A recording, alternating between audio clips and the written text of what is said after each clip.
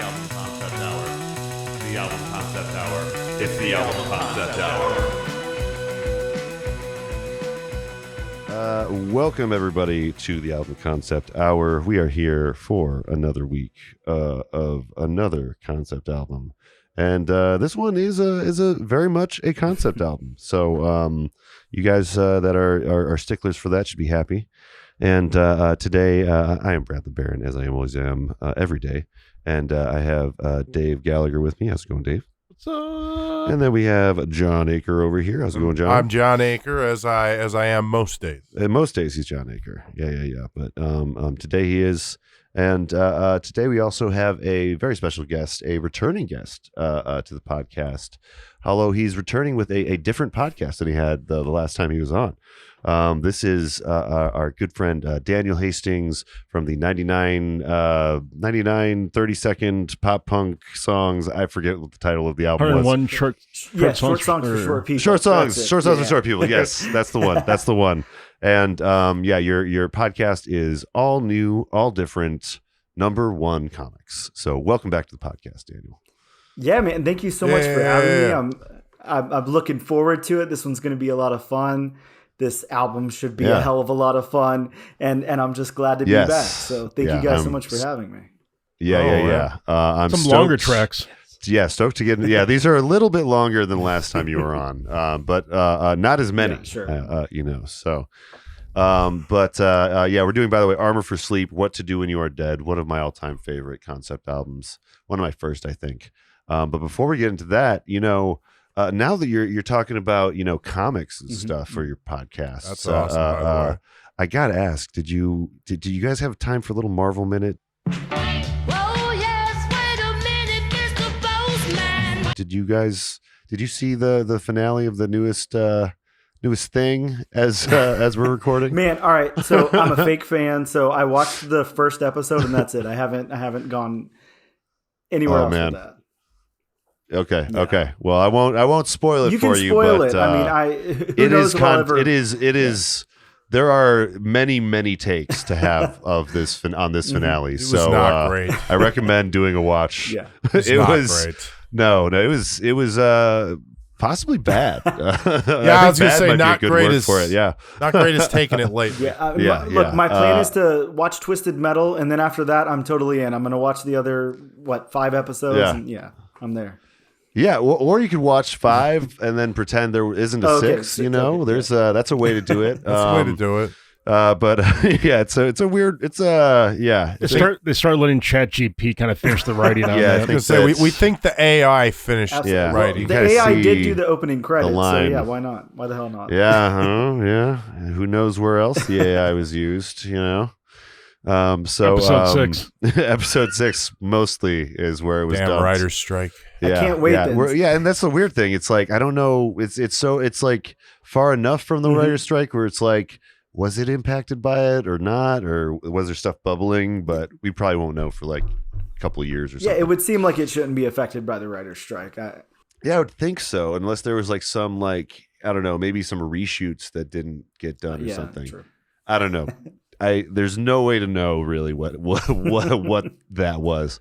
Anyway, anyone that's Marvel fans that are keeping up to date, like you've probably seen some takes about this finale.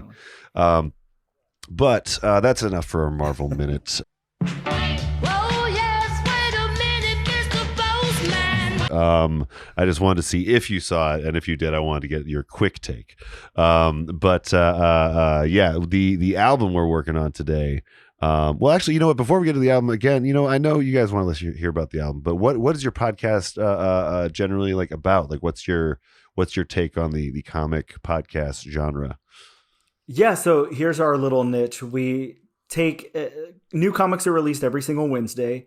So every single Wednesday, my co-host Bob and I, we get together and we pick out one single comic book that is a brand new first issue that week, and we just break it down for like an hour and a half. Like we just go into every detail we can about that book. And the point of the show is to let our listeners know if they should bother continuing on to issue number 2, if they should go add it to their pull list and all of that. So, and then of course, we go over news and everything as well. But yeah. Okay, cool. Yeah. Cause that's something that I'm always curious about. I never even hear about like new first issue things. You always hear about the ones that like made it, you know. Yeah, you hear about the classics, the Amazing Spider-Man 300s and stuff like that. But we go over a new issue every week, and it's a lot of fun. And we've been like super. It's been so awesome. The comic book community has been like really receptive to us. Like we're pulling pretty good numbers for two random dudes who have no notoriety in the comic book world at all. And we've got some really great creators on talking to us about their experiences in comics and everything. So it's been a lot of fun so far. Dang, that's really good to hear, man. Yeah, it's awesome. Love it. Yeah. I mean, you do have you do have the comic book wall behind you that would suggest really cool you have such a thing, you know. So thank you. Yeah, dude, I'm really glad that people are. I mean, it's a good take on it. You know, a time honored genre of podcasting, like. People have talked to death the superheroes we all know. So and I guess I don't even think that about how much of new stuff there actually is coming out. So links will be in the description for all new, all different #1 comics, and then we have this album that you've picked out of our list, Armor for Sleep's "What to Do When You Are Dead." So bring me back to 2005 for Daniel. What's going on? What drew you to this Armor for Sleep emo kind of crunchy emo band? It's hard to, I don't know. Yeah, they're a little hard to nail down because usually with emo or pop punk or something like that, it's pretty straightforward, pretty easy to call somebody whatever. But every time I read about anything from Armor for Sleep or anything, they're always referred to as a rock band for one thing. I'm like, that's kind of a stretch, you know. They're definitely, you know, in a pocket, like at least, you know, there's some kind of subgenre going on there, emo or pop punk or whatever. Yeah. But at that time, listening to like a lot of post-hardcore, listening to a good amount of like instrumental post-rock, but also really heavy into, Equal Vision Records, listening to Bane, all of that. Equal Vision put out a sampler, and that's where I first heard Armor for Sleep because I didn't hear their first album before this until after I heard this album. So just kind of those samplers were great, man. Yeah, samplers were the record, wonderful. The different there was so many weird kind of smaller record labels that would just be throwing out just a bunch of cool stuff. Yes, absolutely. So as you can tell from the last episode I was on, I'm a huge sucker for like a compilation album. I love them. I feel like I just always discover like really cool new stuff. So Yeah. I mean, and then you do sometimes have to sift through some where it's like, I don't know about this particular group. I don't know how far they're going. But you find the gems and you go from there. Like you were saying. I think for me it was also similar. Like I got to the previous album after this album. Oh, okay. Nice. So were you someone that was an emo kid yourself, like internally? Do you think that this was like something? Because I know for me, this was something that I was at an age where I fully identified with what he was going through in this album. Like unabashedly, I was like, I was like a sad boy, Oh yeah. Yeah. Well, I started out, kind of in music, really listening to like a lot of punk. Like I got into like punk, even like, anarcho, like political punk and stuff like that. Really big into the punk scene. Started my first punk band when I was like 14 years old. Was out playing shows. Oh, hell yeah. and stuff like that. And then as I don't know, the really early 2000s, 2001, came around, like it started to get older. You're hearing more like, Jimmy Eat World, Bleed American, stuff like that. Get Up Kids. And you're like, God, this stuff is really, really good. And it has the heart of punk, but like it's softer and it's more accessible and easier to listen to versus just, what I've been hearing for years and years. So definitely. One of my favorite bands is Saves the Day still to this day. Oh, yeah. and I mean, they could definitely be described as like an emo type of band. Listening to like, you know, a lot of, especially in the early 2000s, 2001, 2002, like Save the Day, Dashboard Confessional, stuff like that. Yeah, right. Yeah. All of that stuff. And then, this is a pretty like natural transition. It brings in some of those elements of like, I don't want to say post-hardcore, but it's got some to it. Like it's got some elements there. It's got definitely, I think that there's a post-hardcore edge to it. Sticks his foot in the pool. Yeah, absolutely. And there was because it was like kind of post-hardcore was, you know, a little bit of a response to the emo stuff and like trying to, I don't know, I guess grow and take themselves a little more seriously, maybe. Yep. And post-hardcore was my niche for that music too. And just to set the table a little bit for the kind of like Armor for Sleep story, I guess. Ben Jorgensen was recently on a podcast, I think it's called General Admission. He did an interview with them. And one of the big things that I learned from that interview is like, this is the album that like was pushed by the record label. Like this is the album where like, you know, the money was coming in, they were shooting music videos. Like I have some of the other stuff here, like the you know, What's Doing Your Dead booklet and like the DVD, you know, like there was a lot of stuff they put out for this album. And the following album, apparently the record label just like pushed for a specific vision that they weren't really into. And you know, I remember when that album came out, I was like, this is weird. Like it's not, it doesn't feel, you know, as natural as the last one. And it flopped, obviously, you know, and they never quite recovered. And it's one of those bands that I always felt like, you know, got shafted in the whole like emo like wave, I guess. You know what I mean?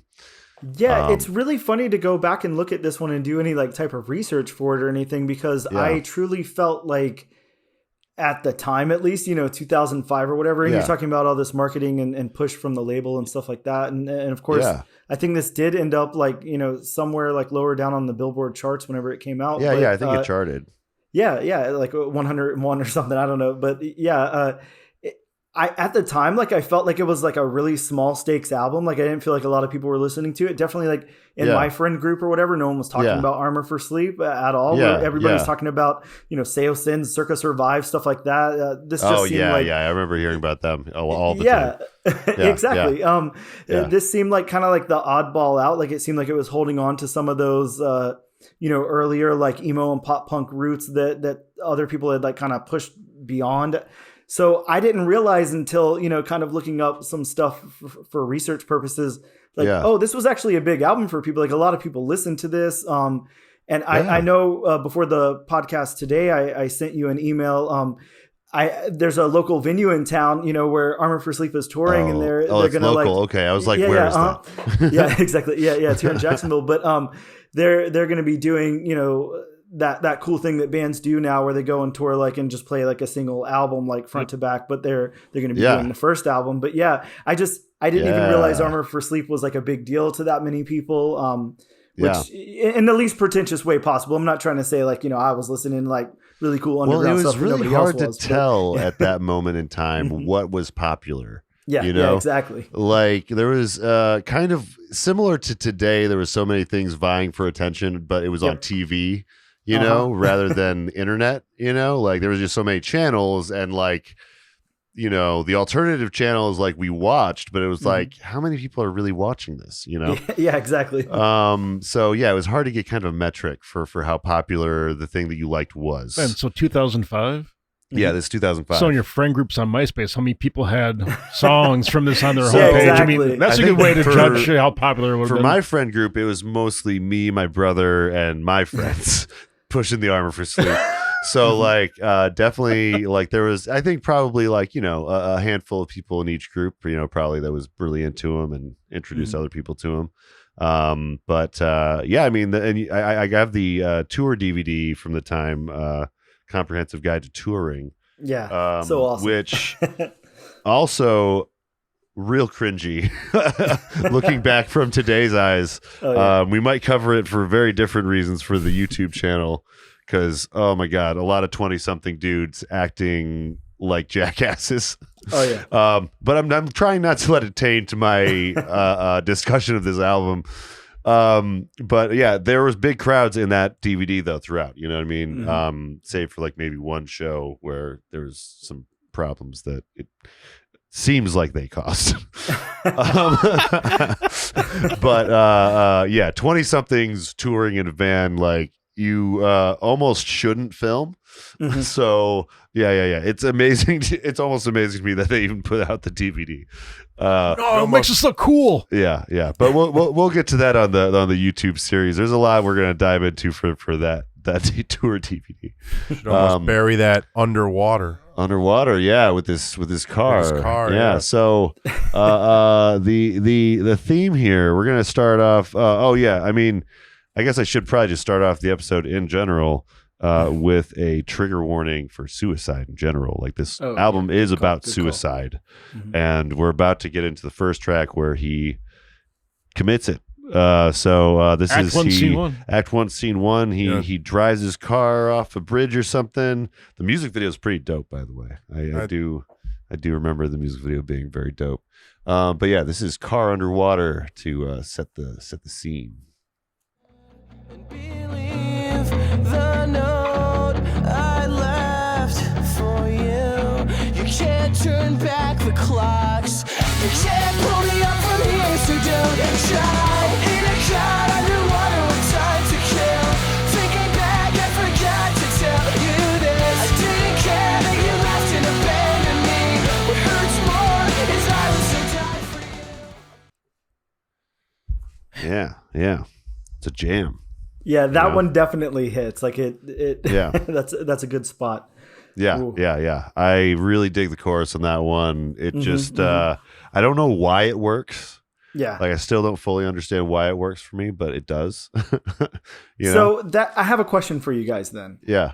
And this I don't remember thinking it at the time, but of course, 2005 to 2023 is a big gap there. But yes. So who knows what I remember? But like re-listening to this like really recently, and then now and everything, my immediate first thought is Ben a good singer? Like that's like immediately like the very first like couple of lines that he sings, I'm like, I don't know. And then once we get a little bit further down, I'm definitely sold on it. But at first, like that opening, I'm like, that's a weak opening for his vocals. Like it just doesn't work at all. Musically, that's true. It's almost great, it's almost like he does a lot of the same note in this song too as he's singing. Yeah.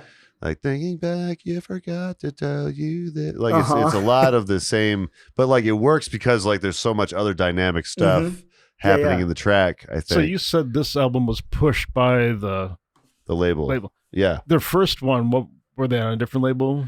I think that one was an indie, I believe, and so their sophomore they got the big break. Yeah. I think the sophomore was the big break. Then this is. Then do you think the label's trying to polish it a bit more or try to do more? Yeah, the next album definitely is show that it is like it is like it's too polished. So I didn't know exactly. if that's what I was gonna say. I don't know if the first one to this one was a big jump too, or if it was. This one was a leap, I think, from the previous album as far as production goes. But just the leap that an indie to a major label would be. Yeah. It wasn't such a big change in the style.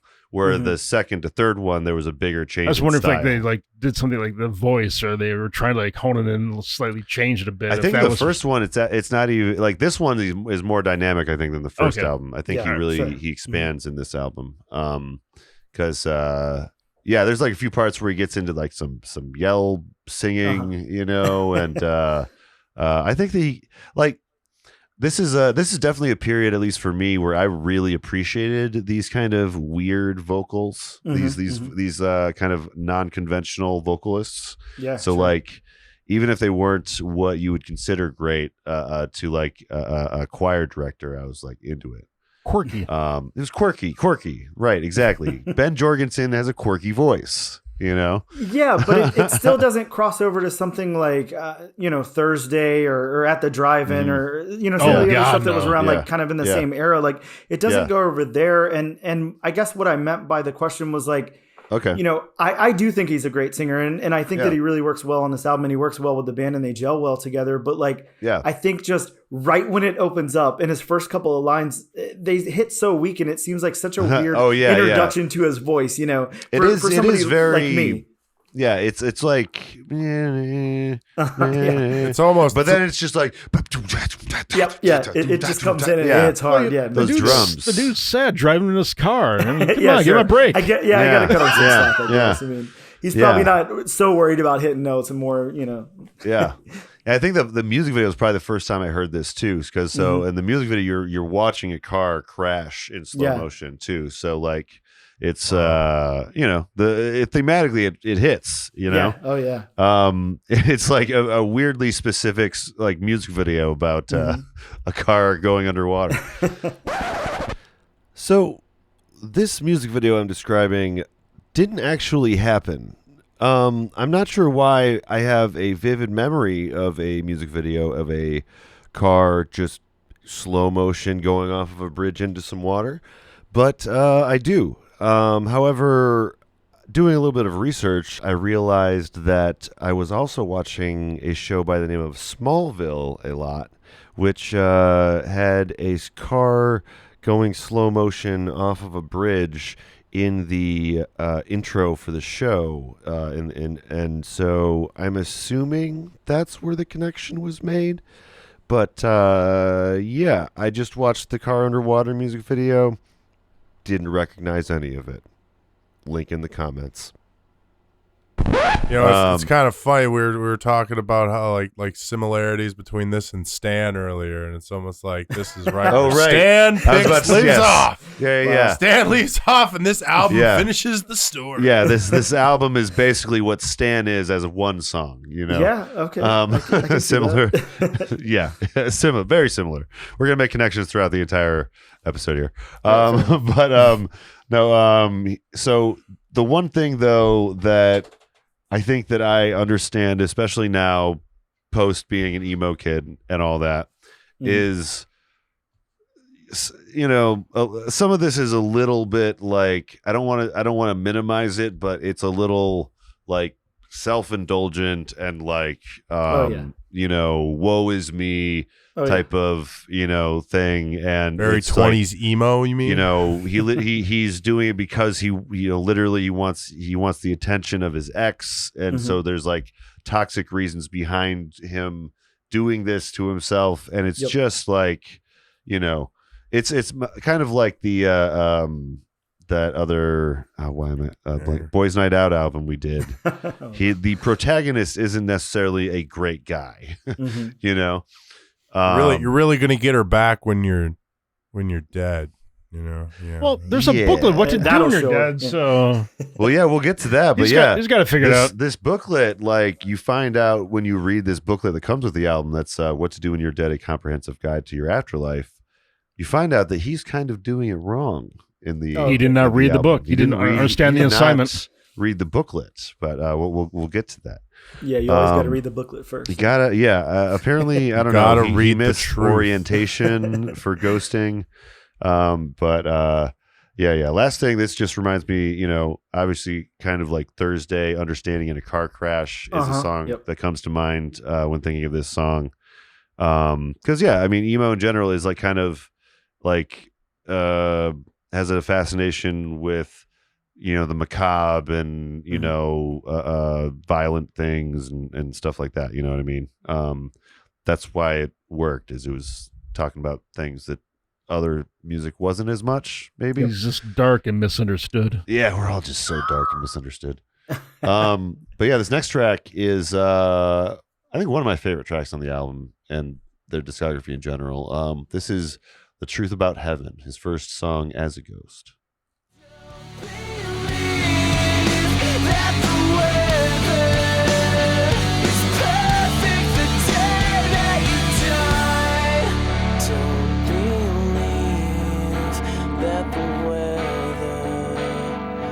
Perfect the day I came out here to tell you it rains in This album is just such of its time. Oh yeah. Right? Like, Yeah. I'd never heard of these guys before we did Yeah. this, and you told me 2005, and I was like, "Yep, that That tracks." is, yes, that is This That is tracks 2005. maybe just like the the only tracks. year that this would fit in. Like, you know, it's that specific almost. Yeah, I don't know. I mean, maybe in 15 years from now there would be like a big like resurgence, and then like a lot of people would be coming out with this again. But I don't know. I like how that one hits. It's so much like it's almost like a breakdown, and then it comes back in with that like typical kind of, you know, poppy like I Yeah. don't know.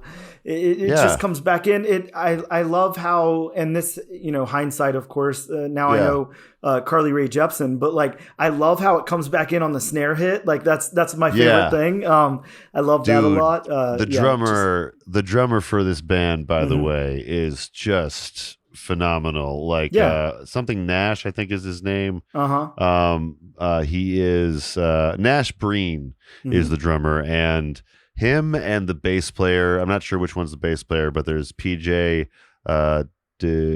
DeChico. Yeah, I think it's the other guy that's Anthony not Delano. PJ. Yeah, I'm but pretty sure it's him. the bass and the drums in this band are so tight.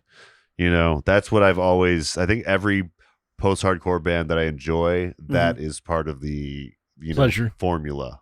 you Yeah, know? yeah, really, really important to it. So you like the bass and drums a lot. So what about the weird note that their producer on the album, Machine, wanted to record this like super unconventionally by doing the rhythm guitars and then tracking the rhythm guitar, the lead guitar, the drums, and then the bass after everything else.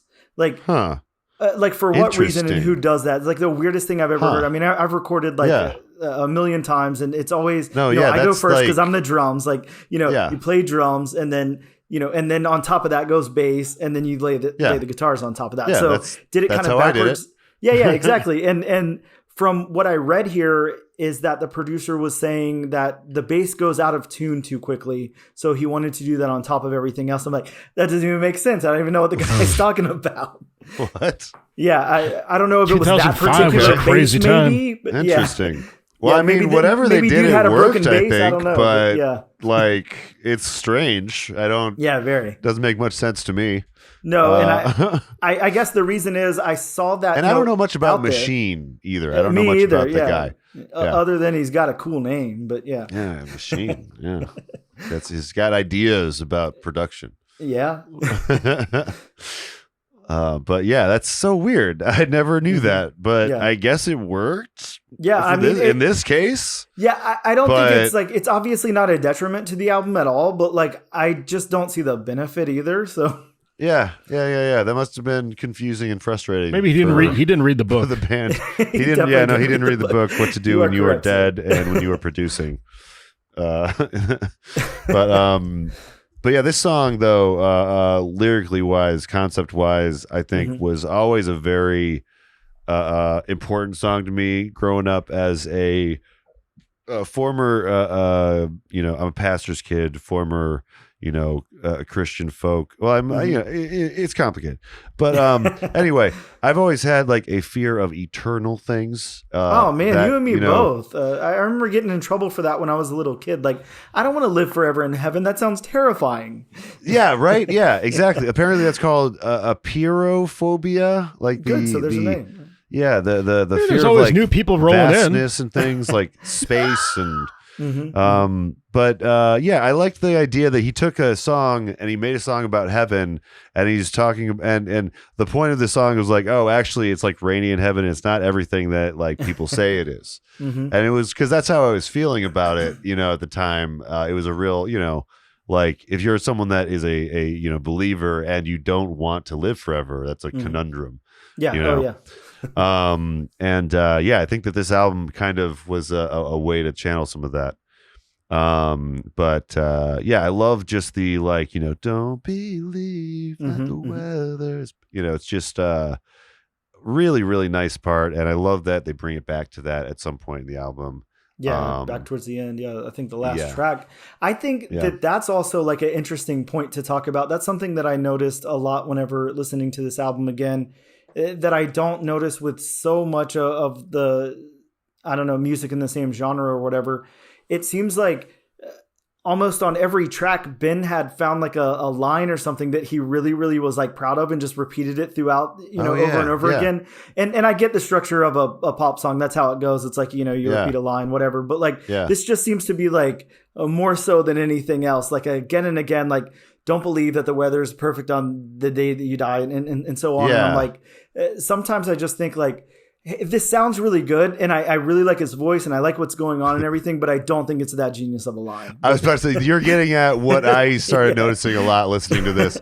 There's a lot of weird non sequiturs and a lot of lines that don't necessarily make sense. If you think about it, like it's those what do they call it, refrigerator moments when after you watch a movie, you're like, wait a minute, how did that happen? I don't understand. So there's a few plot holes. We'll say in this album. But actually, we'll get to that on track 4. Actually, I was talking about it with Dave a little bit. But track 3 here we got is Remember to Feel Real. Sometimes it's hard to know what's real when you're not. 'Cause I change myself to impress whoever happens to be next to me. But I'm sick of trying so hard. Waste all your time with me. I know I'm a mess right now. Yeah. Right off the bat, that's my favorite track on the album. I love the way this one hits. It's so good. This one's a good one. This one's a really it has good like one. everything I want, like right there. It's just I feel like his delivery is really good on his lines. I love the way the drums come in and he's just like pounding on that kick drum. Like the really ending of this track is sick, dude. Yeah, the ending of this track really hit. I almost chose that. But I love the singing with that guitar, like it's just like there's so much weird cacophony going on that's coming together. But what I like about this song in particular is the lyrics. I think are very, very honest. Like to just the emo experience. Like he's talking about how like he wants people to feel sorry for him, and he's recognizing the kind of more toxic qualities that he has because of this mindset. His facade. Like that's part of why I can't talk too much crap about the emo in this album, because it's self-aware. I was gonna say, like, it's so self-aware. Like it's not trying to pull any wool over anybody's eyes or anything, try to act like it's deeper than it is. No, this is an emo album. No, this is how I feel. I understand that it's not okay. He understands the assignment. He like he knows what it's supposed to be about. And this is how I feel. I'm sure other people feel the same way. If I feel this way, then other people have to feel this way. I'm not the only one. This is also another thing that's happening throughout the album is he's stalking his ex-girlfriend. He's trying to make people notice him in the afterlife and stuff. I don't know. This is him kind of still wallowing in pity and stuff. And then we get to the next track, Awkward Last Words, which is a little of a conundrum in itself. Here we go.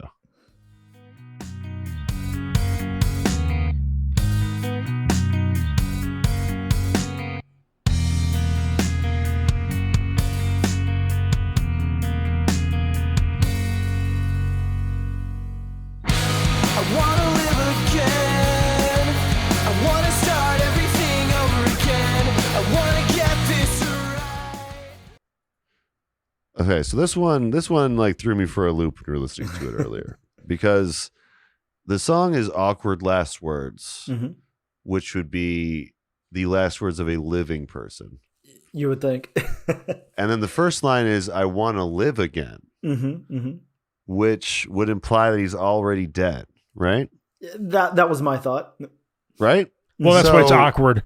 Yeah, that is what. Maybe that's why it's awkward. It did make That's it a good point, I Dave. should have said that earlier. God damn That's a good point, Dave. It's awkward because it doesn't quite line up. Because like the best way to read this song, I think, is that it is him like literally at the end of the car underwater scenario, and he's about to die, but it also at the same time seems like it's from the perspective of the ghost. So it's like, Yeah. which is it? You know? I mean, I guess maybe he's going back and forth. I'm not sure, and I'm not sure what he's trying to say. Possibly. But I will say that what they do musically at the beginning of the song, like that little musical intro to the actual track before it really ramps up and hits, is amazing. I mean, that is to me. Oh, that's a good part. The beginning of this track. Yeah. I wanted to hear that referenced back like later, you know, somewhere. But yeah, it's very good. Yeah. It had a lot of reference to either Appleseed Cast or American football for me. Like it had this like light, just kind of like delicate, but like so just precise at the same time. Like this. Yeah, and then going into the hard stuff after that stuff, like just weaving in between. Exactly, and it's almost a little mathy, but not enough to be like, you know, math rock or anything. But it's not to that strict like 4/4. Not enough to be alienating. It's like just enough to like it's kind of welcoming you in. Like just it's all right. You're gonna enjoy this. We're gonna just change. Yeah, this isn't like trigonometry. This is just algebra. Okay, it is an emo formula. Don't worry. Yeah. Don't worry about it.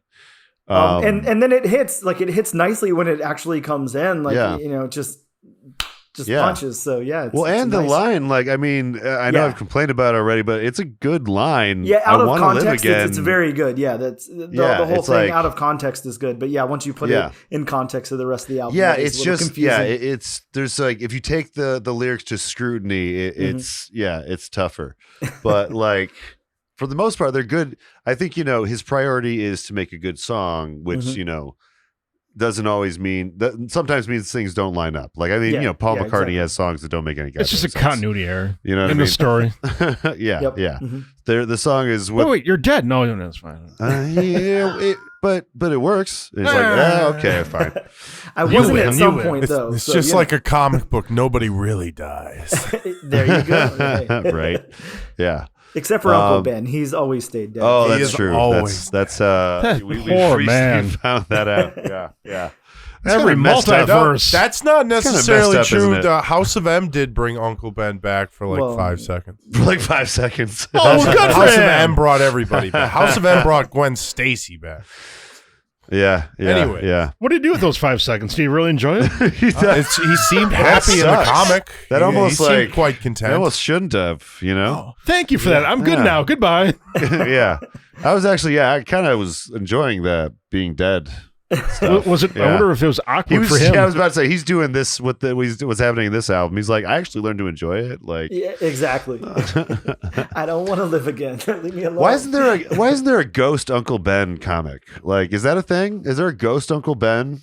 No, but there definitely should be. We always joke, like in the comic book world, that it has to be like a byline in every contract that's signed by anybody who writes for Marvel. Like, you just can't touch Uncle Ben. Like, just you can touch anything else. You can bring anybody else back, do whatever. But Uncle Ben, no go. I want the adventures of Ghost Uncle Ben and Old Lady Agent May being brought back into the Force. A great what if. A great what if I'm with comic. you. We can co-write it and pitch it to Marvel and see what happens. Yeah, let's do it. I mean, after this finale I just watched, I think they need some ideas. What if Uncle Ben lives? What if Uncle Ben lives?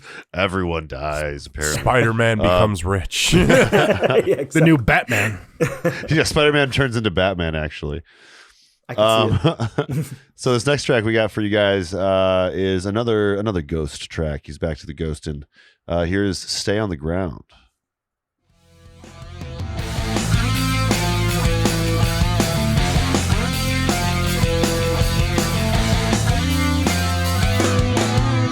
About 50 years left, I'm just waiting around. Put your heart on your sleeve, I watch me pull it down. About 50 years left, I'm just waiting around. Put your heart on your sleeve, I watch me pull it down. Holding your head. Man, the drum fills in that. Like, can I? Yeah. Those are some good drum fills. Very, very good. And like I said earlier, I didn't really notice the bass much in this album, but before that breakdown hits, the bass is just going. The bass sounds really amazing there. So maybe it was a good. Reverse decision to engineer throw the the bass bass, on yeah. top of everything. I don't know, but yeah, it He sounds had really such good big there. ideas for the bass. He needed he needed time. He needed he needed to sit on it. Yeah, it and then after that section, it goes into the doo, doo, doo, doo, doo, like it builds back up, into and then there's there's a lot of really cool parts in this song too. I feel like man, 3 to 5 are pretty solid, just back to back. Yeah. And in this track he is he attempted to cut some of his earthly ties by looking out for himself, but then he realized that he doesn't care. Yeah, which is he definitely doesn't care. So pretty fucking relatable, honestly. I started looking out for myself, but then I thought, you know what? Fuck it. Yeah. That's I'm a ghost. I don't give a shit. We've all been there. Yeah, right. Yeah, I'm a ghost. Fucking, I got 50 years left. He gets into a little bit of screaming there. And I think he does it pretty well. There's some people that don't pull it off when they try it out for the first time. Oh yeah, no, he's very good. Did he at scream screaming. the first album? Yeah. I forget. Not that I recall, and I do know that I think it's the bass player. Somebody's doing backup vocals with him. I believe it is Mr. Bass Player guy. But is that the red haired guy? I think so. I think the red haired guy was the other singer. Yeah, whoever's screaming is doing a phenomenal job at screaming. It definitely mixes in really well here. Yeah, and I'd also like to point out, it may not be in this track, but just, because I haven't pointed it out yet. Yeah. The bridges in these songs are crafted so well. You guys break down music, every week on your podcast. So you do it a lot more than I do, but just being a musician and whatever, sometimes writing a bridge is really hard to make it kind of flow with everything. And that's the point of it, to bridge, this part to this part or whatever. But while almost every song on here has a bridge, they're just crafted so well, and it's such smooth transitions. Just really, really good. Well, yeah, because and bridges can get what's the word? Formulaic if you're not careful about them. You know what I mean? It can be something where it's oh, we're at the bridge now. Yep. That means it's so many seconds until the last chorus or whatever. Yep. But yeah, if you can do bridges and not make it too obvious that it's a different section or whatever, and it is a bridge, I think that's you just have to scream out, "Take me to the bridge." Can I take you to the bridge? Can you take me to the bridge? Where's that confounded bridge? Take it to the bridge. Well, you always have to something like that in too. That helps. Yeah. That's a navigating bridge the itself. songs. Yeah. Yeah. And that's a reference to James Brown. Because it is. Yeah. James Brown did that. Yeah, I was always Zeppelin stole this. There you go.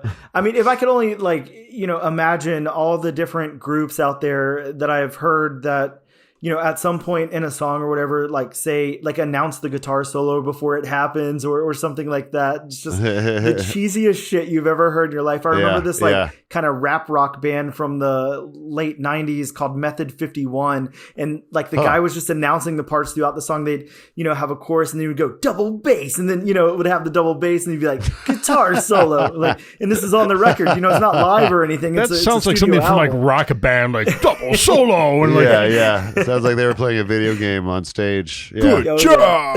Yeah. Excellent. Oh man. Yeah. But just awesome. just fun stuff. Their bridges are really good. Just thought I'd point that out. Real solid. But after he tries to stay on the ground, he actually decides to take a quick little flight. So he goes, he takes a little fly around. So I'll fly out to give you a show. Can you see me through your bedroom window? Are you waking up your friends to watch with you? Can you see me at all? Can you see me? Just going right for the creepiest line in the Dude, right?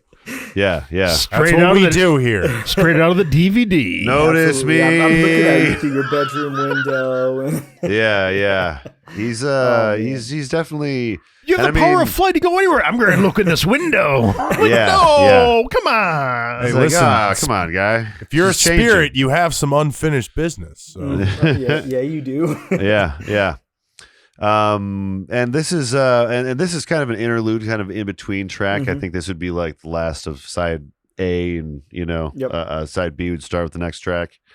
But this is actually a little reminiscent of the hidden track that we're going to get to. I'm going to do that last for today. Oh, okay. However, the hidden track is one of those Track one, rewind. Yeah. It's a pre-one track. Not our first time we've encountered this. either, No, but surprisingly, it is the first I knew of it when I did the research for this. I had no idea that track existed.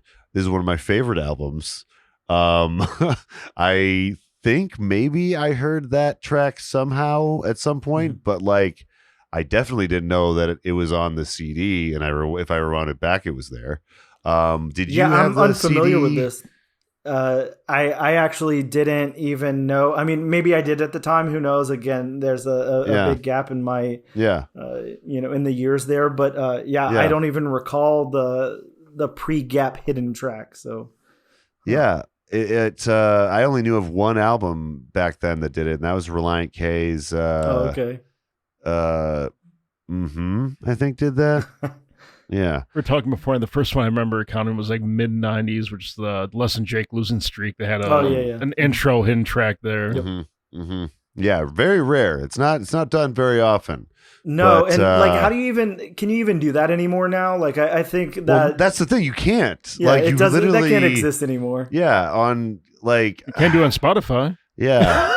Like we were trying to brainstorm this. I think last time this came up, it's like it would be so cool to still have hidden tracks somehow, but Even though a lot you can't do that when it's all just laid out for you. We know too much. Yeah, exactly. All the information's there. So what was really quick? I have another quick question, but what was everybody's first experience with a hidden track? Not like one like this where you have to do stuff, but like just you were like cleaning your room or something. You didn't get up to like stop it, and then it played like the hidden track or whatever, like that kind of thing.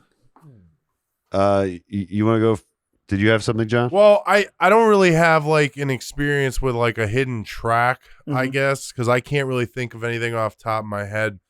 But this is a similar experience where it was like me and some friends, we were in the basement, we were like real stoned.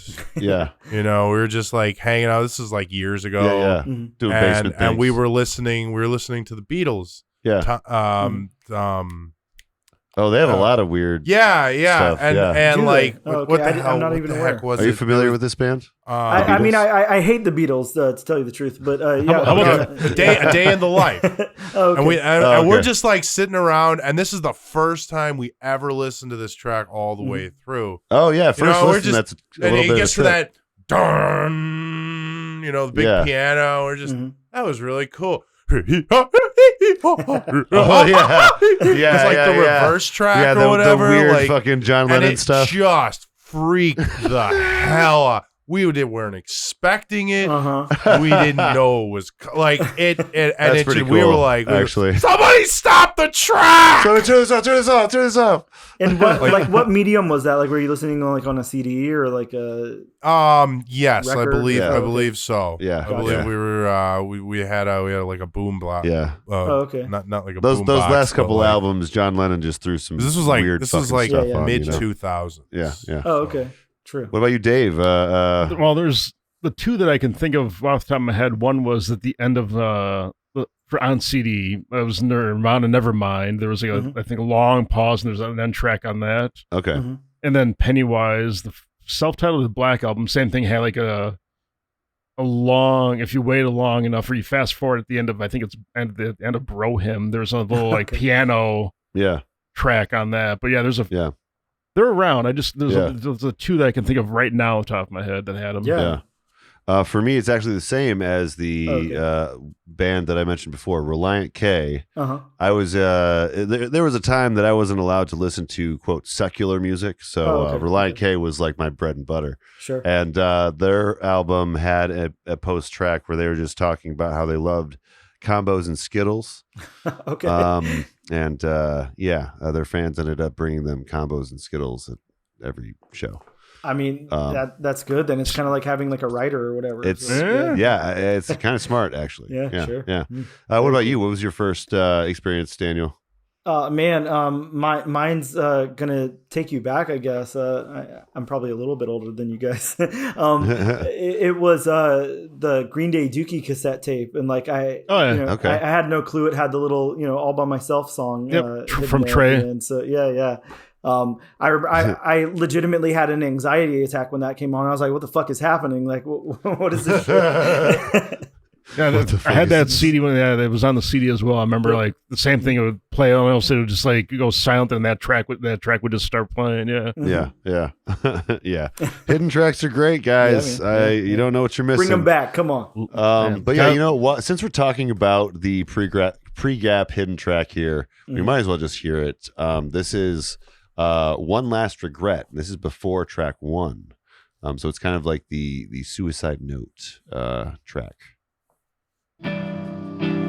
I've let you down, dragged you around, wasted my money on messing my head up.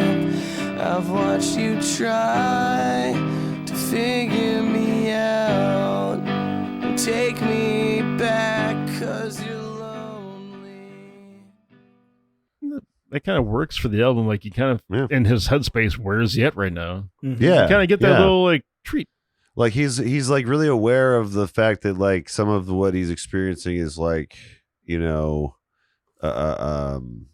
temporary or not that doesn't have to be as big of an issue, but he can't deal with it.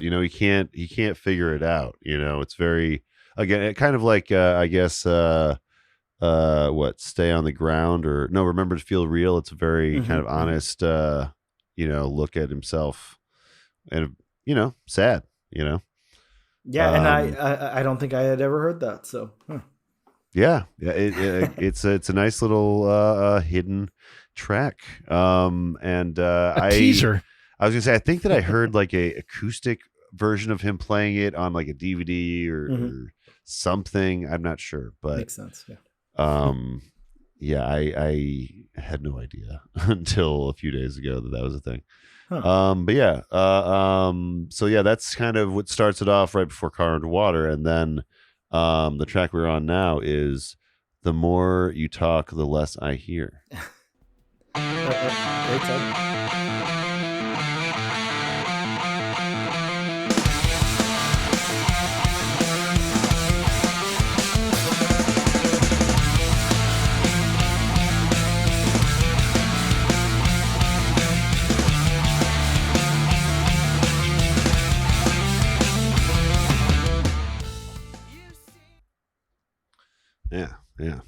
Yeah, that one hits. That one like that one's got like elements of like Abe Cunningham, like from the Deftones, like coming in on the drums there, and then like what was that one band like Spitalfield or something? Like it sounds sounds a lot like one of their tracks. Like I hear like a lot of different influences there, and it just that one hits really hard. It's a good song. Did you ever listen to any Under Oath back then? Yep. Yeah, I was gonna say this is kind of reminding me of like later Under Oath. Aaron Gillespie, metalcore. Metalcore. Yeah, that's right. Yeah. Yep. I almost forgot about that term. Yeah. Oh yeah. This is a fun track. It's I was gonna say Brand New was also a band that I think of when thinking about Armor for Sleep and this track. Definitely. I think especially with this track because of the anger and the depression aspect, because Brand New always had the anger too. Definitely. So this one's like probably the most like directly angry song, whereas the rest of them are just I'm sad. Yep. Yeah. This is definitely a good one. I love all the way it just kind of unfolds there at the beginning, or unravels or whatever, and like I said, like those drums hit really hard whenever the bass hits in, and then you get that guitar riff, like it hits very hard. It's a very, very good song. I love the way this one starts, and then it mellows out once everything comes in. Once he comes in with the vocals and everything, and like you said, it's a little reminiscent of like Brand New or something. Like in certain aspects, it's like not as lyrically intelligent as a Brand New song, but it's still Very good hits, definitely. Yeah, and this is kind of this like gets further into his like obsession with his ex-girlfriend. Like he says stuff like he says stay away from me, but also he says you can't keep me back. So like he's conflicted. He's trying to like kind of force himself into her life in a way, but she can't hear him, and so he's angry about that. So yeah, this is like he's finally getting to the point where he's like getting fed up with his situation, kind of, I think. Yep. And then he has a little bit of a depressive episode here with Basement Ghost singing. Here's that.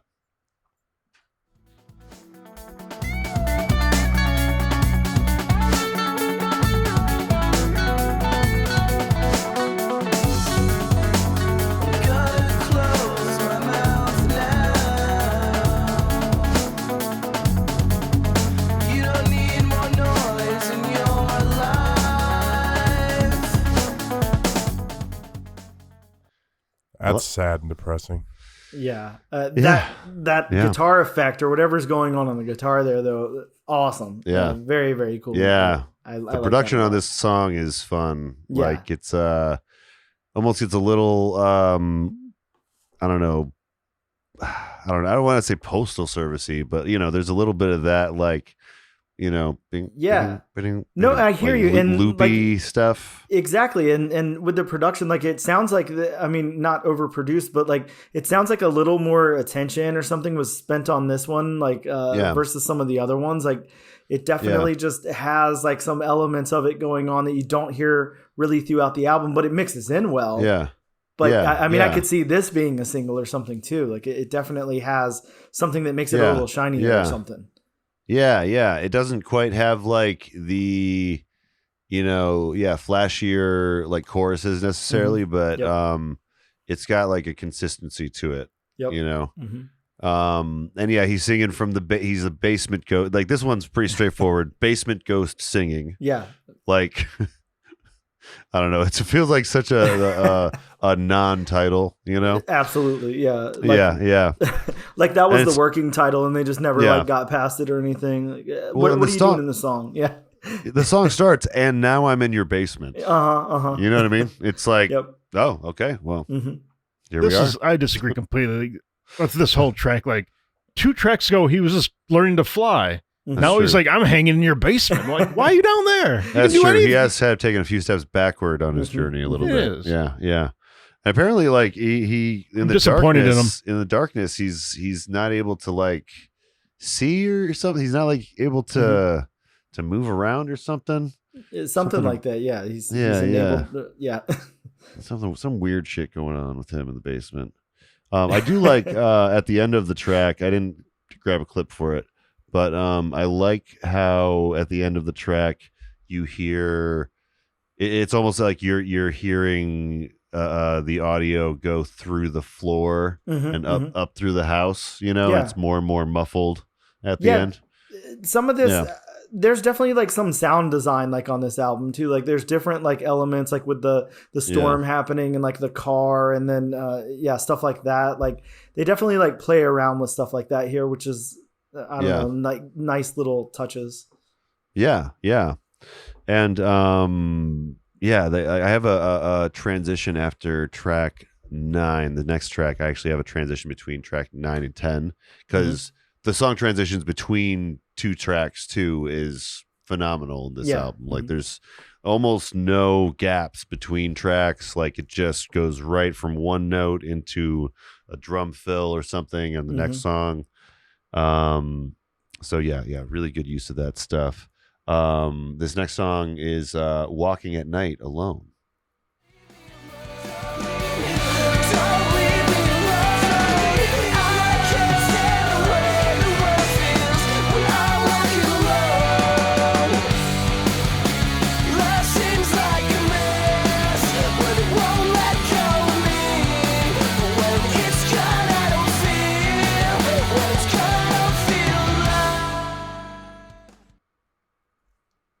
That's another real honest line. When love's gone, I don't feel alive. It's like shit. Yeah. I mean, Yeah, argue that's with that. That'll do that to you. Yeah. Punch in the balls. Yeah, man. that one's Yeah. definitely solid. Like I think my only like critique here, like if Yeah. like critiquing is okay, is Oh, like that's fine. this is the point. Yeah, this is the point on the album, like especially in this genre where like I feel like they need to pick it up like a little bit, and like I'd like to Yeah. hear like like an upbeat, like I'd like to hear like almost like a fast punk song here, Yeah, like yeah. still in the same like realm or whatever, like still fit, but like I feel like other bands like similar did it. You hear stuff from like I said before, Brand New, Saves the Day, Yeah, stuff like that, yeah. where they would just kind of go off and really like, do that snare roll and then just come in with like I don't know, triplets and a punk beat and stuff like that. And like, I felt Yeah. like the beginnings of it, and then it just like, it didn't happen. It stayed in that halftime zone, but Yeah. This track in general. yeah, Like, yeah. yeah. It is. I think it's safe to say it's one of the weaker tracks of the album. Just in Yeah, timeout. Yeah, he's just taking a little walk, through Yep. the world. It is interesting what they do with the music, though. It's interesting how, on the drums, like he's accenting a lot of like the guitar notes and stuff with like double hits and triplets Yeah. on the snare and stuff like that. Like stuff Yeah. that, it seems like a little bit unconventional for what they were doing in the like front half of the album. Yeah. So, yeah. Well, and unconventional for like other groups in the same genre. I mean, I guess Exactly, post-hardcore people did more of that, but like, I don't think a lot of people would like put them down as post-hardcore. They probably lumped in with emo. Yeah, absolutely. But yeah, they're great musicians, which not really. all emo bands are. Some emo bands There's rely a more little about the too screaming. much on the screaming, or a little too much on the effects on the pedal or something. These guys are tight and know how to play together. Yeah, very well. Yeah. So I think that, and this is a point in the album where he's kind of, I don't know, he this is him also addressing like that he needs external validation, like I need your love, I need your so I need someone to pay attention to me, because that's kind of the whole album. He's trying to get people to like, Look at me. look at me, come on, I'm like Putting on a you show should- outside your window. Yeah. yeah, and seemingly like they don't care, that he's gone, maybe, which we'll get to in a different track. He really gets down on himself in the last track. But Very yeah. Eeyore of him. Here's a little transition though between track 9 and 10. Just one of a couple great transitions between tracks. When it's gone, I don't feel alive.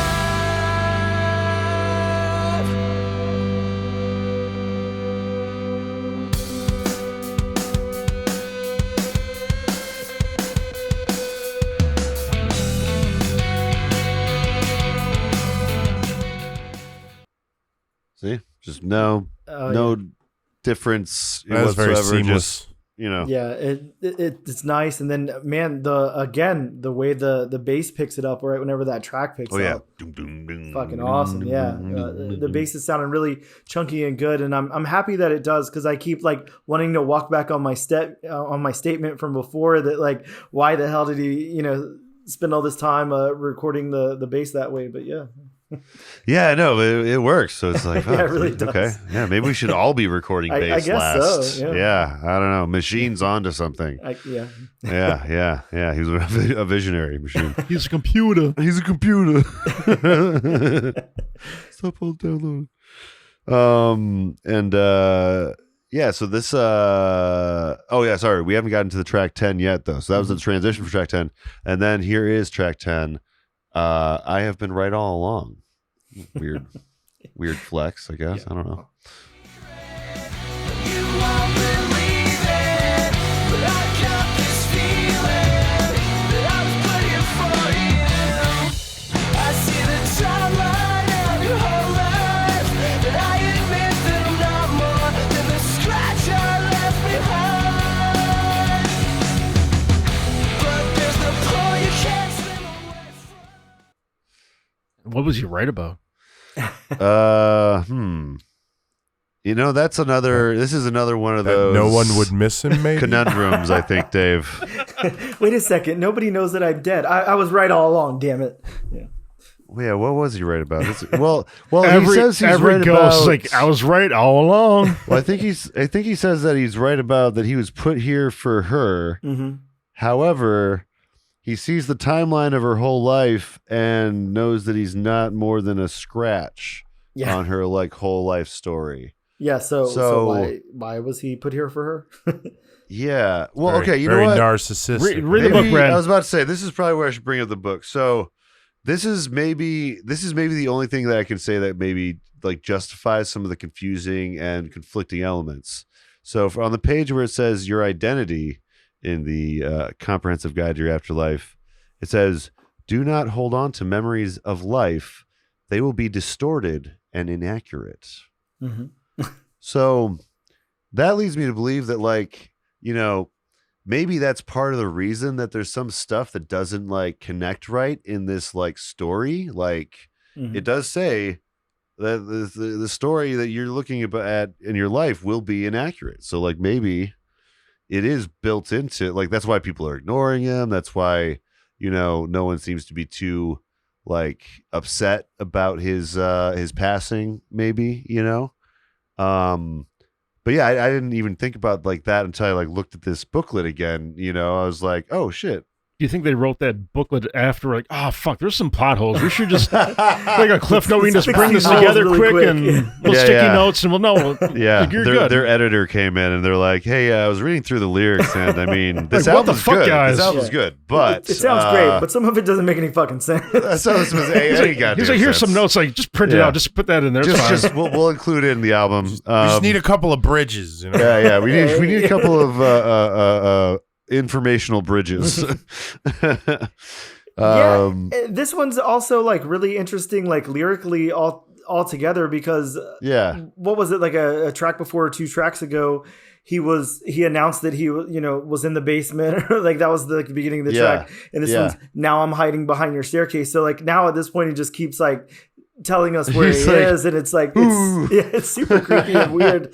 And then I feel like it's such a lost opportunity there, because it sounds like he could go into some, like, I don't know, Taking Back Sunday type shit or something, like, I've got a secret, you won't believe it. And then it's like, I have a feeling that I was put here for you. Like, that just, I don't know, there's no payoff there. It sounds a little lame. Like, yeah, you're right. Yeah, it's definitely seems like like it could have been a little more weaker- sinister, like, Yeah.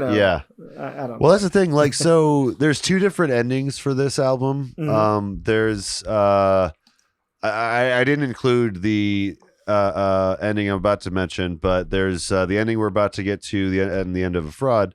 But the original ending ends with him like haunting her more and more, and even more sinisterly, in a more obsessive way. However, that's not how this album ends. No. The original release of the album, I don't know if it was like someone decided like it needed a happier ending or what, but like it ended up being a different thing, which is this track in the end, or the end of a fraud. So here's to that.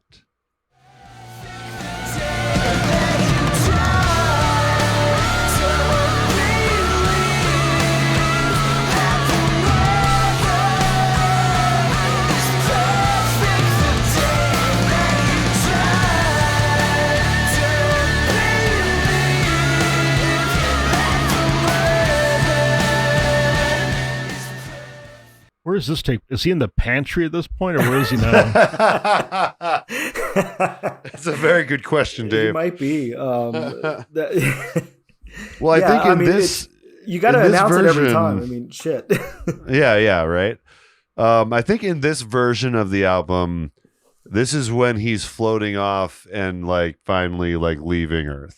Thank God. But he had that he's built let- these he's let it songs go. ago. He doesn't leave her In the alone. He's like, original fine, I'm cut- done. I don't care. In the original cut, he's probably still hanging in the pantry. Mm-hmm. So yeah.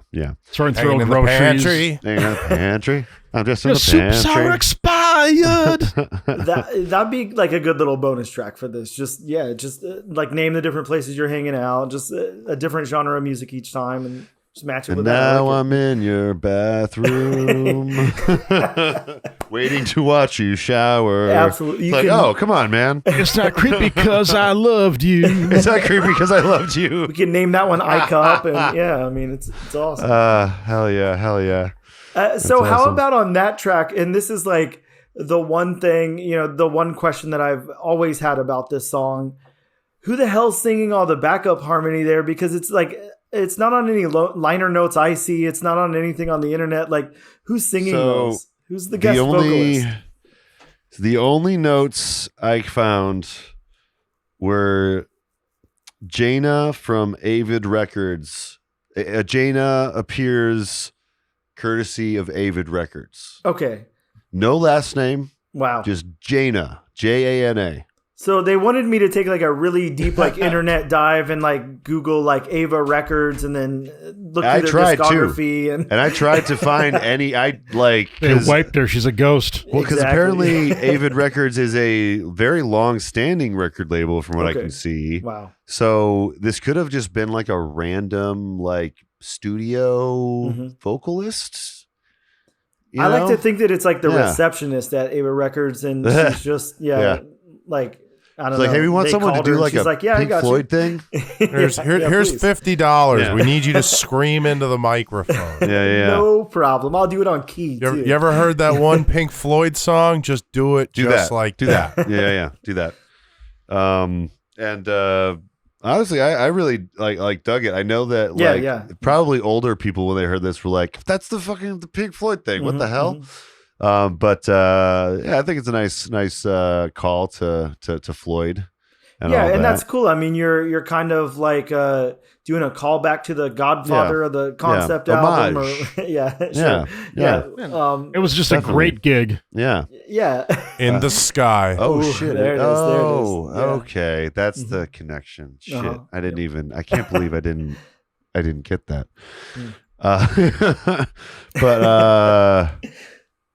Oh damn! that just completely like reset my thought process. Mind blown.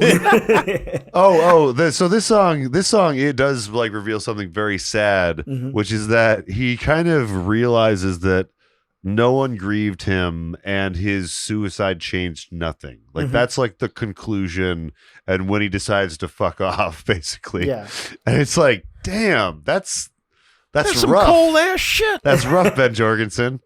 Yeah, even though this is the happy ending, like no, It's a Wonderful Life ending for you. No.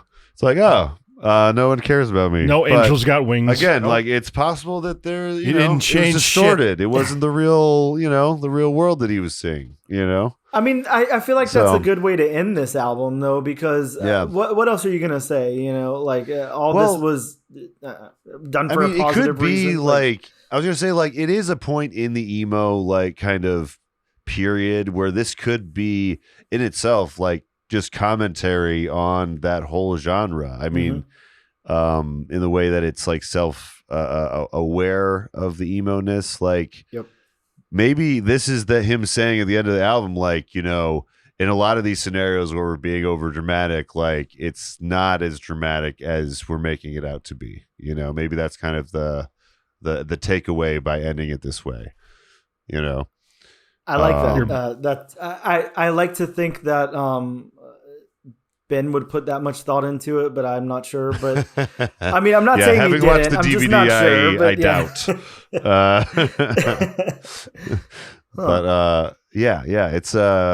It's a really I think great concise concept album from emo stuff. Like again, this was one of my first concept albums, I think, where I like really understood like what a concept album entails, like it is straight up a story start to finish, And this one's good because it's not convoluted. Like it's very straightforward. It's very like, you can pick it up at face value and just, okay, here's a guy who killed himself and this is his story of what happens after that and it's over. Like there's not too much like left to the imagination. There's not like any like weird like little things you got to figure out or whatever. It's just very straightforward. Yeah, I don't know if you heard our Boys Night Out Trainwreck episode, but that was that album. You know what I mean? That album was like, what the fuck is going on?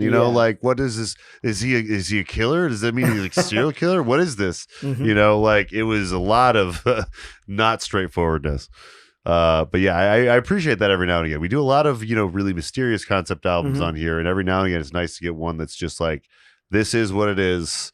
they're giving it, they're telling you what it is, and like you're following a story. They really were listening to Pink Floyd. At least that they one did song, at least that one track. Yeah, definitely. They had got to a single homage from that. a compilation. They just really dug that. Yeah, they grabbed their dad's copy of Dark Side, and they were spinning it one day. Yeah, just leave it there, guys. Nobody needs to listen to Pink Floyd. I'm just playing, but I mean, I really do appreciate how straightforward it is, though. Like you said, it was pretty accessible for you, like at that time, and for me as well. I think that around that time, 2005 or something, I'm like young and everything, and I don't want to get into some like deep concept or anything like that.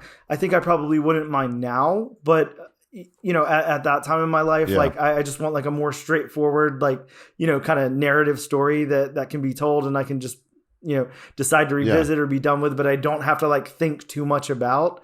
And I think that sometimes like it's a stretch, and I'm not like, this is the thesis of y'all's podcast, so I'm not like trying to intrude on that, but like, I think a lot of times, you probably have like things that are called concept albums that are just like a huge stretch, and it's just because somebody says it's a concept album doesn't necessarily mean that it is. We stretch the hell out of that. We have stretched well, that not concept you guys, but a lot. No, we have though. We definitely do. Yeah. But bands identifying their album as a concept album or whatever. Oh, right. Is what I mean. Yeah. Not you guys, but yeah.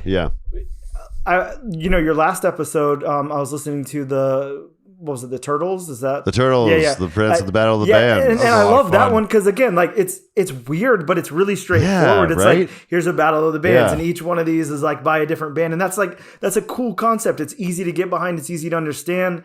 I feel like whenever you go into some other stuff, you go into like Pink Floyd and stuff like that, at least for somebody like me, like my kind of like, a listener like me, that's pretentious, and I just don't want to hear it anymore. I'm done with it because it sounds pretentious to me. Like, it's hey, we're really deep and you really got to dig and figure this out because we're out there, man. And I'm like, nah, dude, I'm done. I don't want to hear it. Like, well, I think that's eventually what killed the like kind of psychedelic kind of movement in general. You know what I mean? Yep. And that's what made like punk necessary. Yeah. Like we needed to.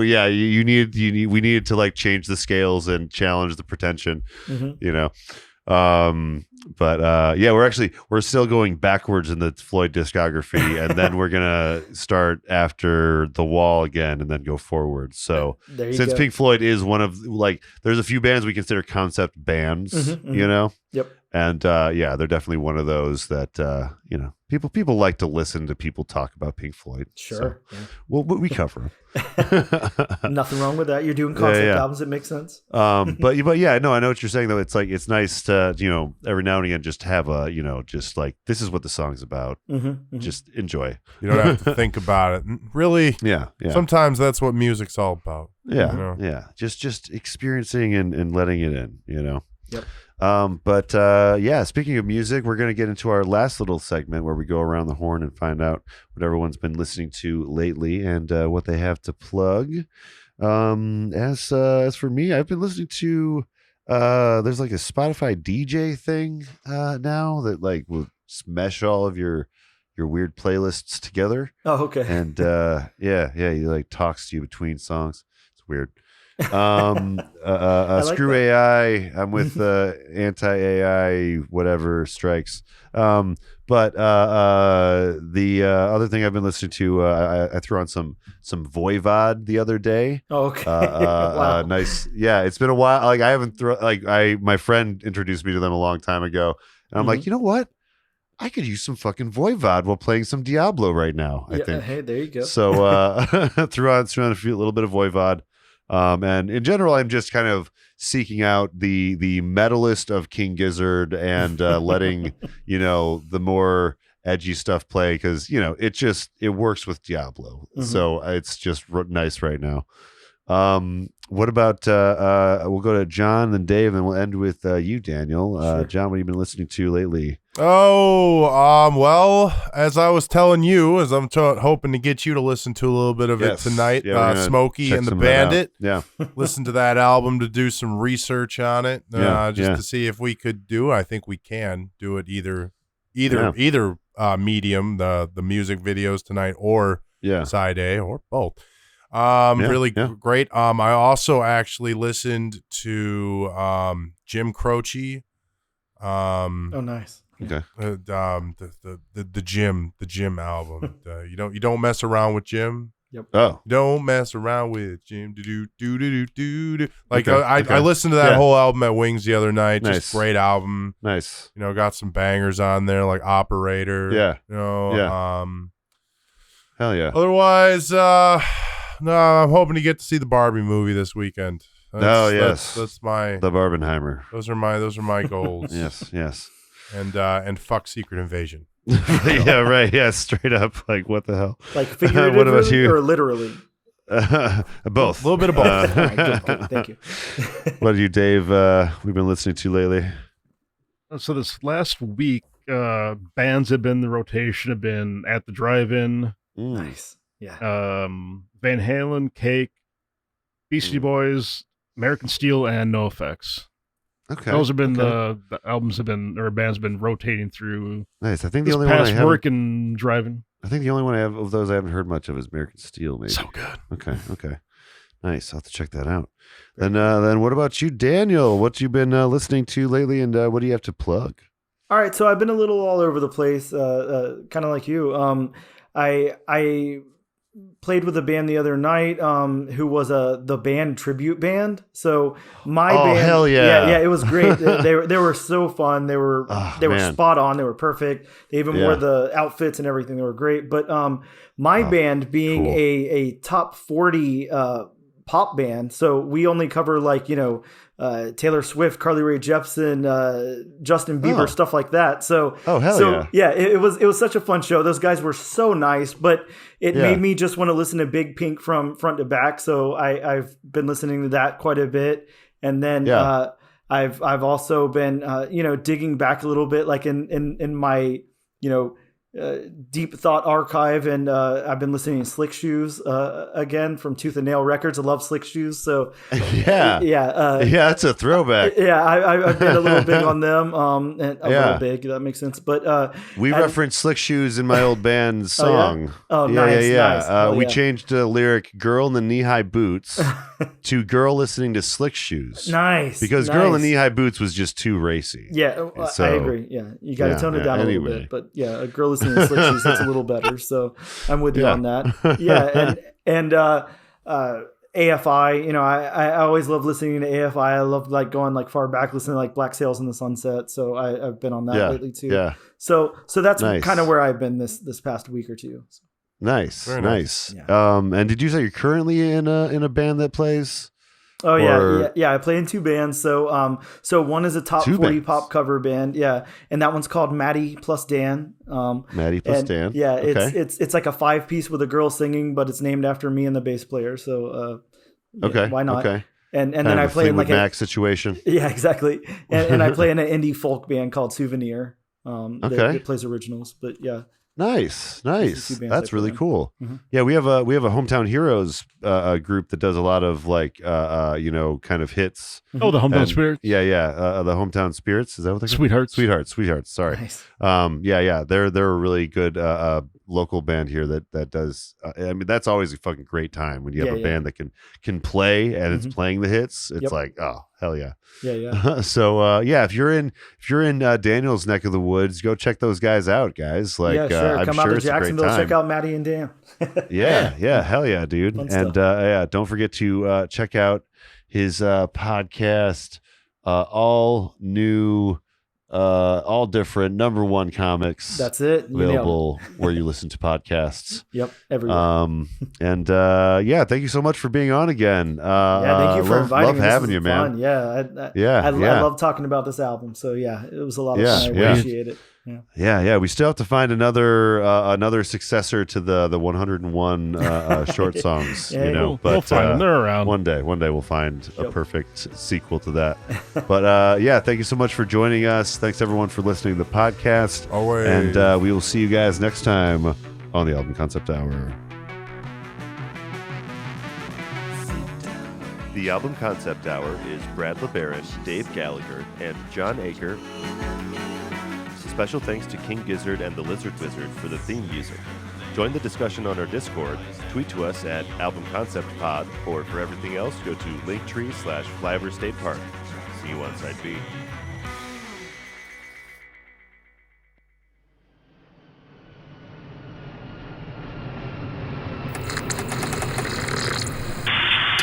This is Flyover State Park. You are clear to land.